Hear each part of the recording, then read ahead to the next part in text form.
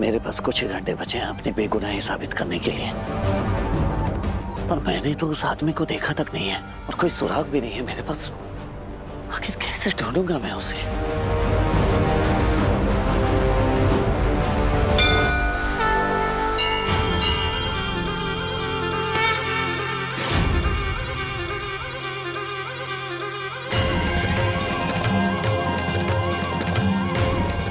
सूरज, कहाँ ले जा रहे हो?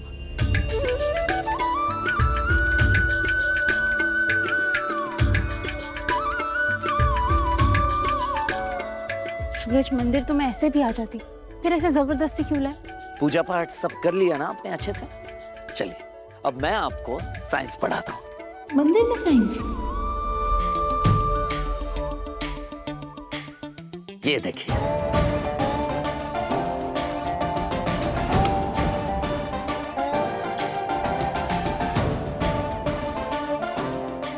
इसमें कौन सा साइंस है? नारियल फोड़ना तो मुझे भी आता है। नहीं ईशा जी, नारियल में भी साइंस है। ये देखिए, नारियल टूटने पर उसका खोखा, जो कि हल्का और सूखा होता है, वो उसके अंदर वाले हिस्से से अलग हो जाता है। बिल्कुल उसी तरह जब गोली चलती है, उसका खोखा भी उससे अलग हो जाता है, क्योंकि वो हल्का होता है। ओह, फिजिक्स! अब समझी। मतलब बंदूक की गोली में खोखा यानी शेल होता है, जो हल्का होने की वजह से नीचे गिर जाता है और गोली आगे निकल जाती है। डिशक्याओ। बंदूक से जब गोली चलती है तो उसका खोखा उससे अलग हो जाता है, यानी जिस बंदूक की गोली ईशा जी की मां को लगी थी, उसका खोखा भी यहीं कहीं होना चाहिए।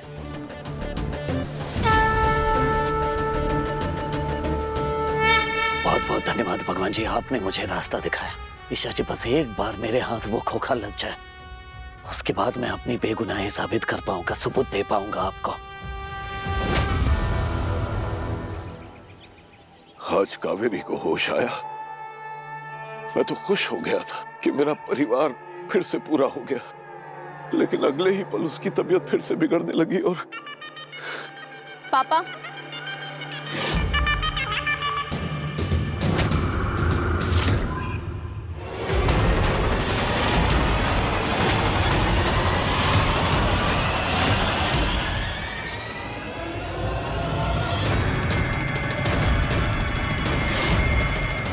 तबीयत बिगड़ी नहीं, बिगाड़ी गई है।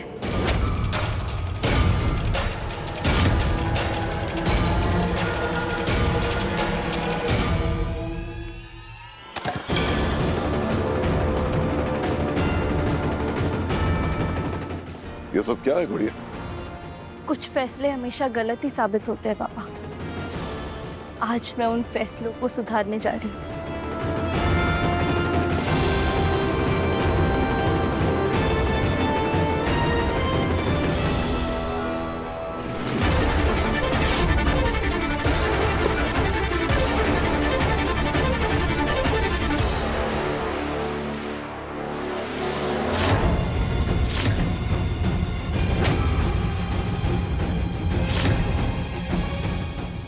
सात फेरे लेकर 7 जन्मों का रिश्ता जुड़ता है, लेकिन आज मैं इस तस्वीर के साथ उल्टे फेरे लेकर हर रिश्ता मिटा दूंगी।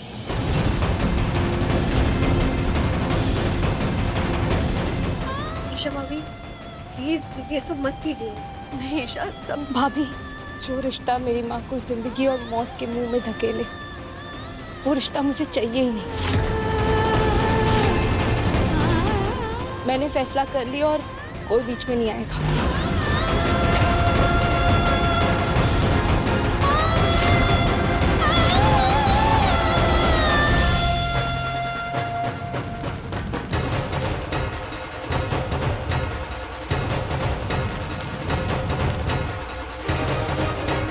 पापा, आपका विश्वास जीतने के लिए मुझे ये करना ही होगा, क्योंकि माँ होश में आते ही कुछ बताना चाहती थी।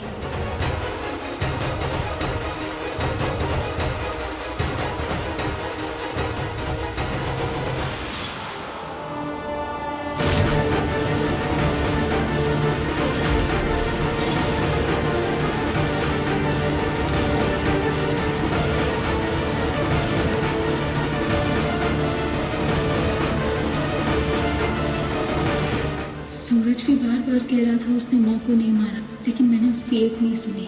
और वो ऑक्सीजन का वायर कैसे खुल गया था? ये ऑक्सीजन का पाइप कैसे निकल गया? ईशा जी, आपका मुझ पर भरोसा ना करना बहुत बड़ी गलती साबित हो सकती है आपकी। जब बंदूक में गोली नहीं थी तो गोली भला कैसे चल सकती है? आप ही सोचिए ना।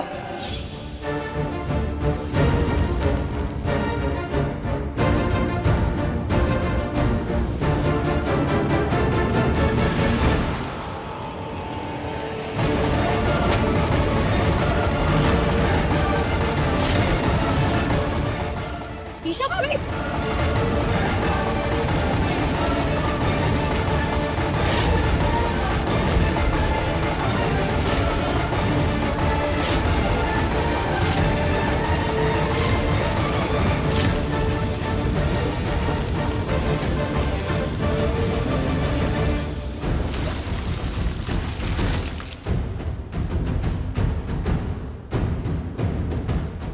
गुड़िया, तू ठीक है ना?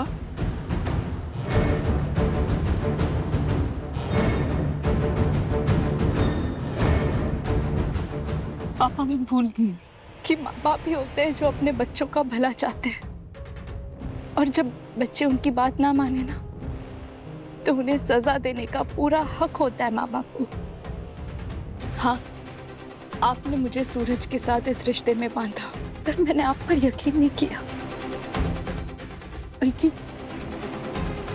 बल्कि इस गुंडे पर भरोसा किया।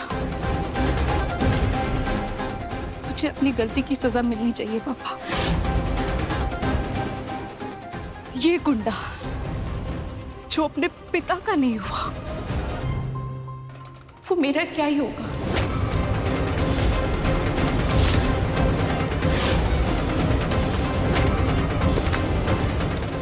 पापा,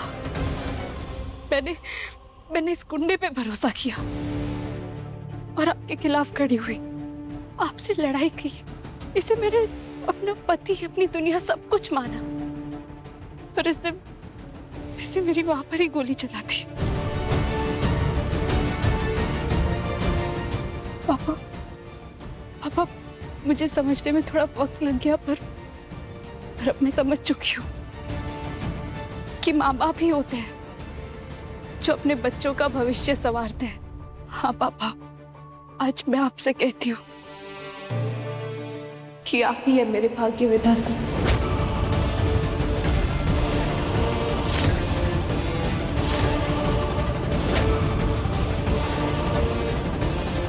मुझे माफ कर दीजिए पापा, मुझे माफ कर दीजिए।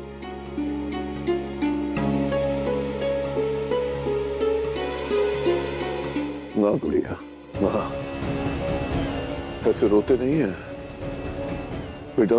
बेटा, मैंने जो कुछ भी किया वो तेरी भलाई के लिए ही किया था, सिर्फ तेरी भलाई के लिए।